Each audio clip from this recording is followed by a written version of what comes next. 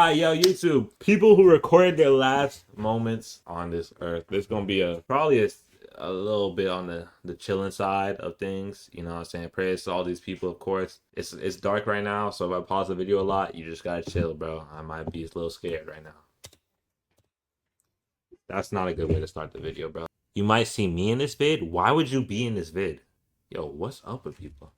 Ivan Lester McGuire. Yo, you just started right off the bat. You can't say hi or something? Yo, this is what I'm saying, bro. Like, bro, we gotta get intros back in YouTube, bro. This is scary as hell. You not gonna say anything? Hold up, bro. I can't do this alone. I can't do these drawings alone, bro. God forbid he don't like yapping. Yo, what is... Yo, I'm getting scared. Ivan Lester McGuire was a 35-year-old skydiving expert who lived in the small town of Franklinton, North Carolina. Okay, North Carolina. He worked as a skydiving cameraman at the now-defunct Franklin County Sports Parachute Center, where his job was to capture photos and videos of clients who wanted their skydive jumps recorded. He'd been doing this every day for years, and April 2nd, 1988 was no different. 1988? 1980? Yo, skydiving in 1988 is like driving the first ever car. Yo, I would be terrified. Like 2025, now the technology and stuff and the information is so good, I would do it. But 19, bro, you know, bro. Fortunately, what began as just another routine workday would end in a sudden, irreversible tragedy. What? The day began smoothly, with Ivan successfully completing 2 dives by late afternoon. But it was an unusually busy Saturday, and before the sun could set, he was called in for a 3rd jump. He was already exhausted by this point. A 3rd jump? You gotta do 3 in one day? Yo, they working him crazy, bro. But didn't want fatigue to get in the way of his job, so he agreed to the dive. The plane took off from the runway located right next to the sports center, and within just 15 minutes, it was soaring 10,500 feet in the air.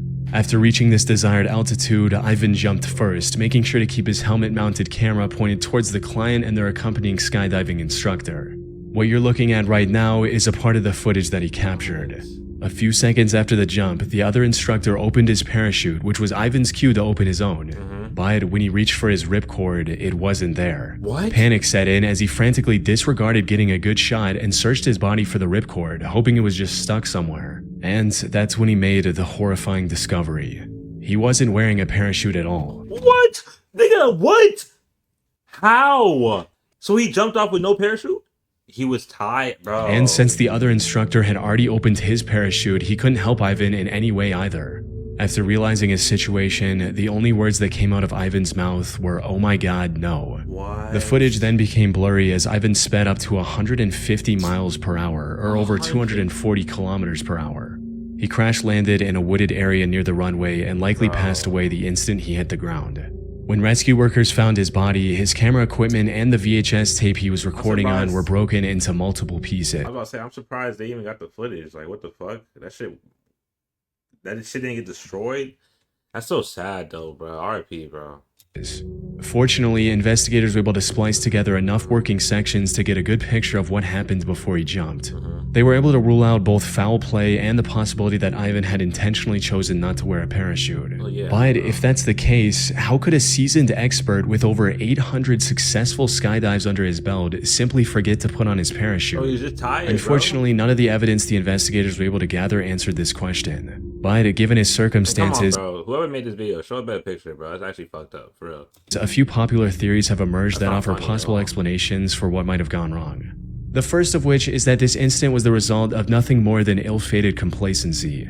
As I mentioned earlier, Ivan had already completed 2 jumps that day and was exhausted before getting on the plane for the 3rd time. That's what I'm saying. They don't have no one else that can do his job. Like, bro, that's messed up. Yo, one person doing that whole thing, he's gonna be tired.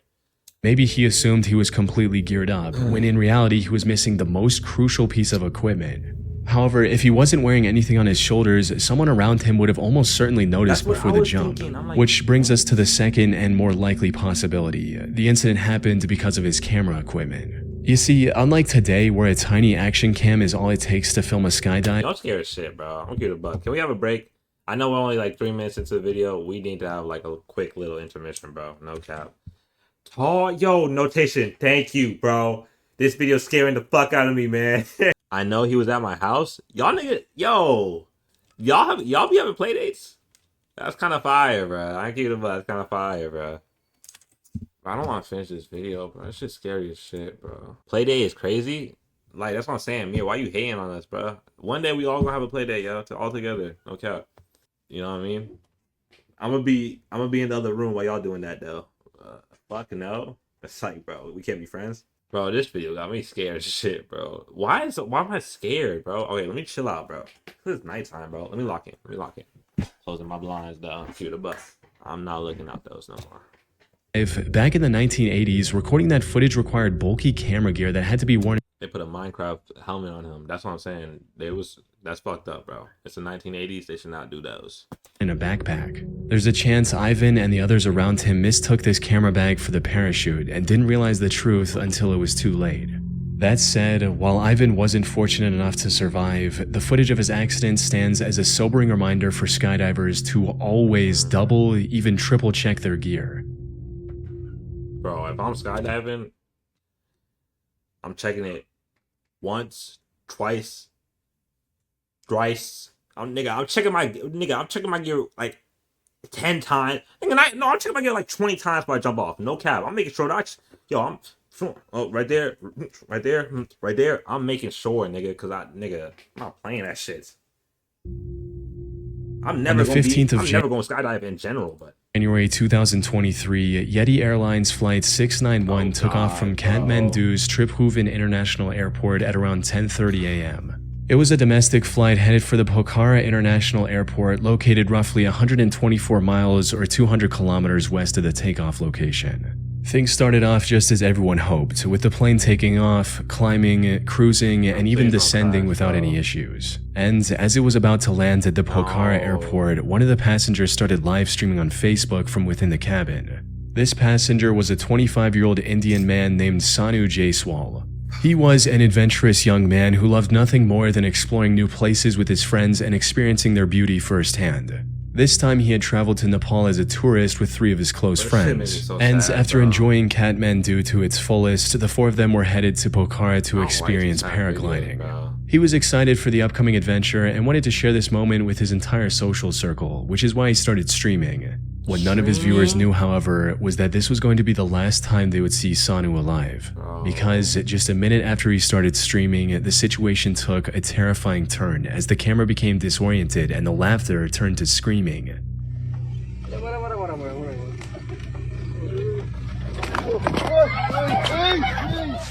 What followed was an extremely loud explosion. Somehow the phone stayed intact and continued streaming everything to Sanu's friends and family. But all they could see at this point was nothing short of horrific, with the entire camera feed getting covered in raging flames, and worst of all, the screaming suddenly coming to a halt. Something had gone horribly wrong, and it wasn't long before people found out exactly what. Flight 691 had somehow crashed into the riverbank a few hundred meters away from the airport. The crash also caused the remaining fuel to ignite. So by the time the rescue workers arrived on the scene, there was nothing left. The crash and the resulting fire had taken the lives of the 4 crew members and the 68 passengers. Sanu was among these casualties, as he unknowingly recorded his own final moments with no idea. Bro, planes scared the fuck out of me, bro. I'm gonna keep it a buck, bro.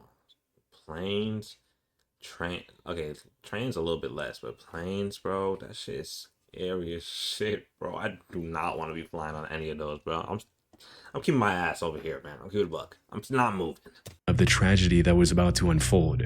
The only silver lining in this accident was that the plane barely missed the populated area right next to the river, which would have likely doubled, if not tripled, the losses. As for how things went so horribly wrong when the rest of the flight had been relatively smooth, a months-long investigation concluded that it was mostly due to human error. What? You see, the flight was originally supposed to land on runway 30, but for some unknown reason the pilot requested to land on the indirect runway 12. Now, the co-pilot, Anju Kariwada, was under training at the time, so it's possible the pilot requested the alternative route to teach her how to land at an awkward angle. Nigga, you giving training lessons with my life? Unfortunately, while the plane was turning, she misinterpreted a command and accidentally switched both engine propellers to the feathered position. This resulted in the engine stalling, Yo, get this bot out of my fucking chat, man. plane losing control, turning over and crashing into the riverbank. Put simply, a single unfortunate mistake cost the lives of dozens of people. Bro, do not put no trainee on my flight, bro. Need Nightbot? I'm gonna keep it a buck, yo. This gonna sound so dumb. I don't know how to use that shit. And uprooted the lives of hundreds of family members. That's what I'm saying, bro. Niggas doing training lessons on my shit, bro. That's not fun. Like, why? On June 16th, 2000. This looks fucking... Bro. It's about to look... This about to be crazy, bro. It's literally so easy. I'm gonna see after this. Bro, this shit look... Bro, when the shit low quality like this, bro, you already know, bro. 29. I did it and I didn't graduate. Why did you add the last part, bro? Mir, you're a smart individual, bro. Trust me. I'm knowing. Year-old Yevgeny Titov noticed that... What? 14? Wait, what did he say?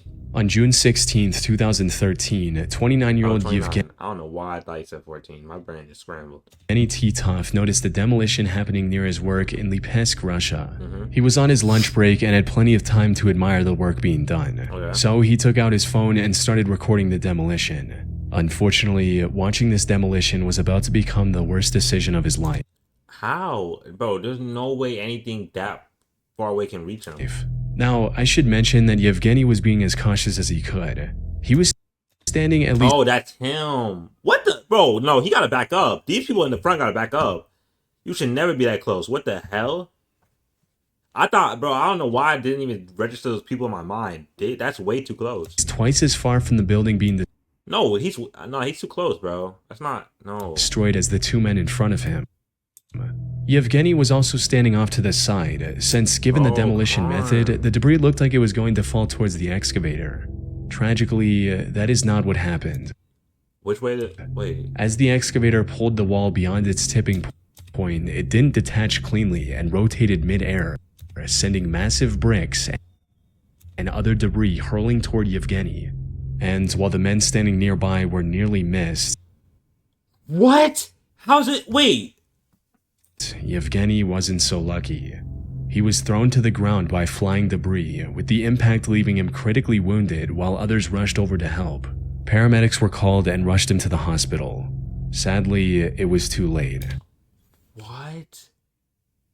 Bro, I thought it was gonna be the guy in front. It actually went that far and...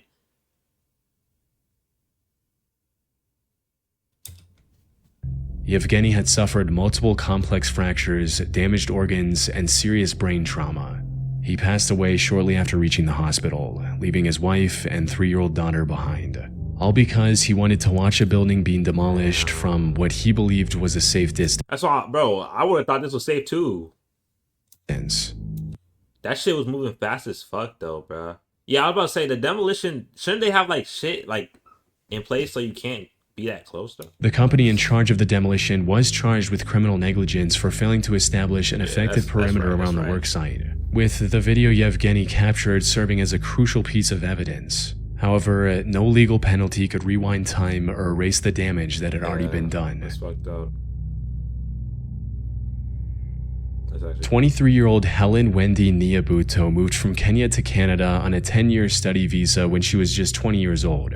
By 2022, she was close to completing her education while also working as a nurse and a personal support worker in the Toronto area. Things were going well for Helen, but things took a tragic turn in August of 2022 when a single accident wiped out everything she had worked so hard to build. Bro, don't word it like that, bro. She was hired as a personal support worker by someone living in the small town of Chatsworth, Ontario. She decided to rent a room in the only motel in Chatsworth to accommodate this job and started living there. The place wasn't too shabby, but the thing that caught Helen's eye was the motel's outdoor swimming pool. So on August 8th, she found enough. Bro, you gotta stop with them sudden videos, bro. That should be scaring me. Like, bro. Alright, let's chill. Yo, Twitch chick, you good? And make sure you snug, bro. Let's do this. Let's watch this. Free time to go for a swim while swim. Also live streaming her experience on Facebook. She had the pool all to herself, and it was every bit as peaceful and relaxing as she'd hoped. However, just as she was starting to enjoy swimming, disaster struck. What? About 10 minutes after getting into the pool, she decided to swim toward the deep end. Unfortunately, just seconds after entering the deep end, she lost control and began drowning. What? She desperately called for help with the little air she had left. Wait, could she not swim? I don't understand this. Unless she was tired, but bro, that shit just made me even more scared of water. And I can't swim. Tragically, there was no one to hear her. After struggling in the water for nearly a minute, Helen lost the fight and passed away just outside the range of her phone's camera, which continued streaming everything live on Facebook. Her last words stating, "Let me enjoy some water," took on a much darker meaning as her live viewers waited for someone to notice Helen. However, she remained unnoticed for nearly 3 hours until 2 other guests finally arrived at the pool and made the heartbreaking discovery while the live stream was still going. Bro, imagine going to your pool and just seeing that, bro. I wouldn't, bro. I'd be fucking, bro. But these guests couldn't even believe what they were looking at first. Why is there just a dead person in the line? I know that scared the I don't know, they got it. I think it's a poodle or something. A poodle, nigga.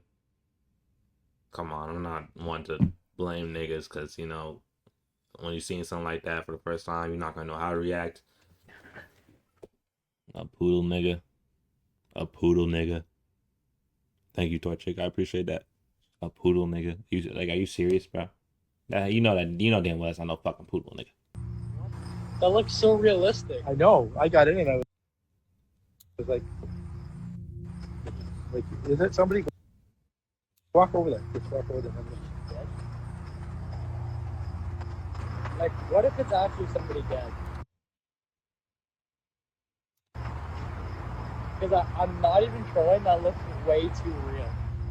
They eventually realized the truth and immediately contacted the motel management. By the time someone checked on Helen, she was long gone.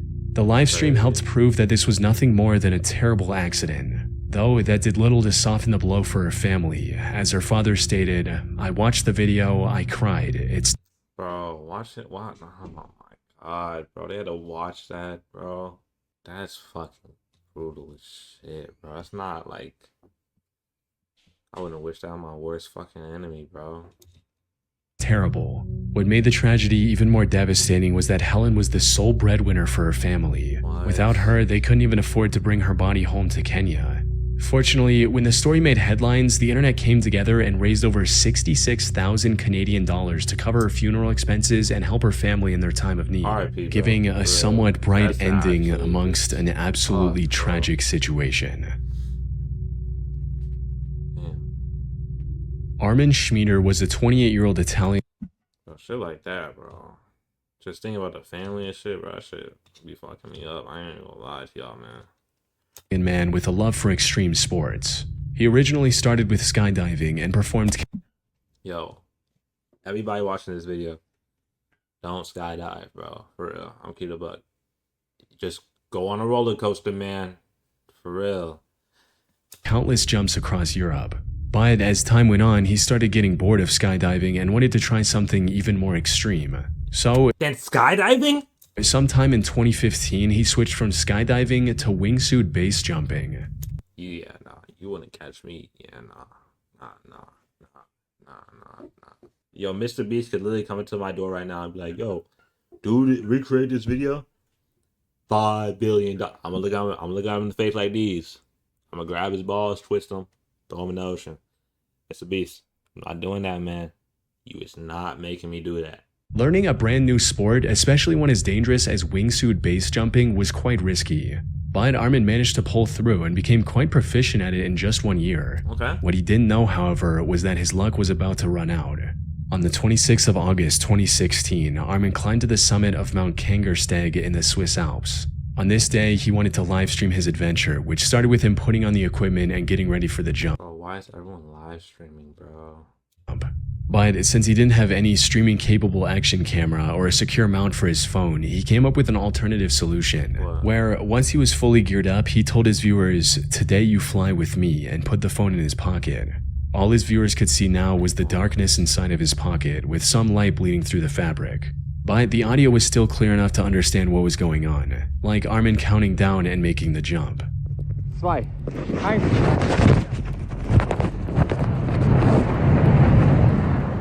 Things seemed to be going as expected. However, about 20 seconds after he made the jump, his phone captured the sounds of Armin screaming, crashing into the mountainside, and rapidly rolling down the steep terrain.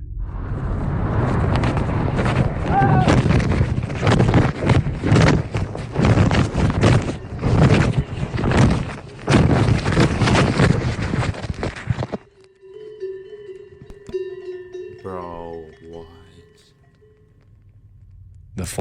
Bro, I don't even feel good watching that, bro. What the fuck?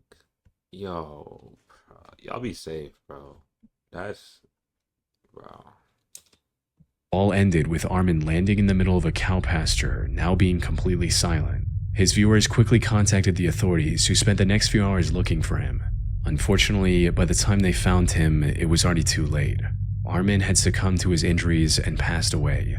And while the Swiss authorities never released the true cause of his death, whether it was equipment failure or pilot error, at the very least, he died doing what he loved. Yeah.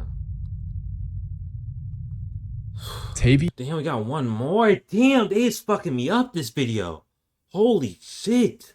They're not playing, bro. Bro, this not even like a scary video, bro. This is just sad, bro. RP to these people, bro. For real.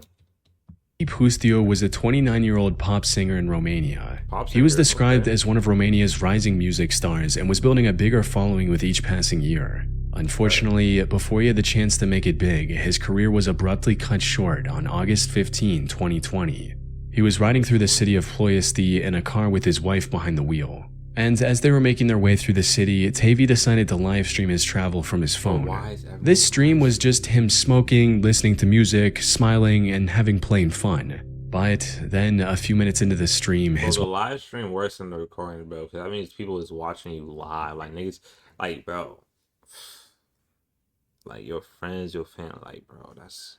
Wife stopped the car at a crossing of sorts. She looked both ways before driving forward, only for the stream to suddenly cut off, with Tavy screaming in horror being the last thing viewers witnessed.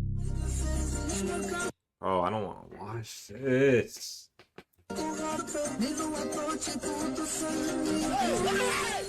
As it turned out, the two were crossing a railway line, and while his wife did look both ways, she somehow missed the train barreling towards them. What? By the time they noticed, it was already too late.